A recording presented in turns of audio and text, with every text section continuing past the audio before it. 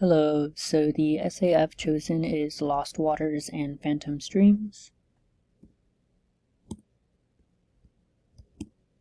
So what is the essay about? It discusses the change in hydrologic features due to the expansion of cities. It's specifically in Portland, Oregon, downtown Portland. And so due to the growth in population and the expansion in infrastructure, the city's filled in its wetlands and hidden most of the streams and rivers underground in pipes that flow into the Willamette River. And so, what do the maps show? So, there's several images and maps that portray the changing water features of the area, but I chose two that I thought were most helpful. So this one discusses, it shows the floodplain between the Columbia River, which is this one right here, and the Willamette River right here. So the Willamette River is more important, as this is where so like right here is where a hill is, and so this is where all the water is just flowing down into.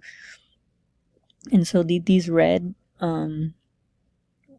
lines represent historical streams that used to flow down in. So they're no longer there, and the dotted lines represent where they would have gone if they hadn't been diminished and just paved over. And so just shows what it was. And yeah. Next one. And this one depicts the Tanner Creek Stream Diversion Project.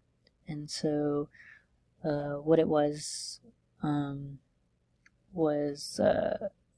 directing all of the water in an underground pipe system. So this is that hill I mentioned earlier, and so this is these are all the streams that flow downward into major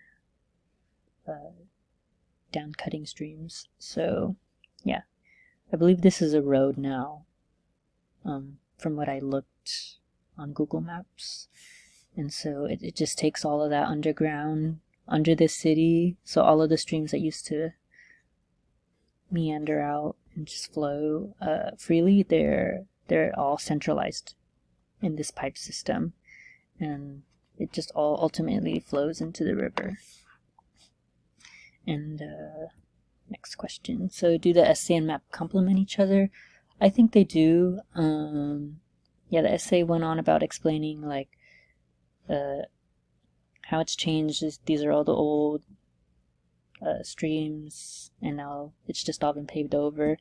And then this just shows what it is now, and so it's all just been centralized in this piping. But these points right here, these numerical points, were helpful because it just mentioned landmarks of where you could where you would naturally see the Tanner Creek stream. But coming from as an outsider, I didn't really quite get those landmarks, so I didn't know the significance of those landmarks or how I could put a point of reference, I guess. So I think it caters more to a native of the area, or yeah. And so, yeah. What I thought was interesting was the Tanner Creek Stream Diversion Project, because it diverts 165 million gallons of stormwater underground. So I think that's pretty innovative.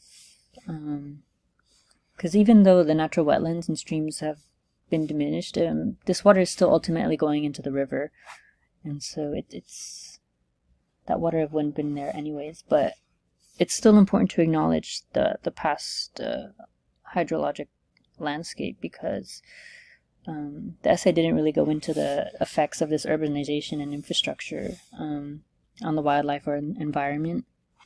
So yeah, I think that's really important and something we should consider. So thank you.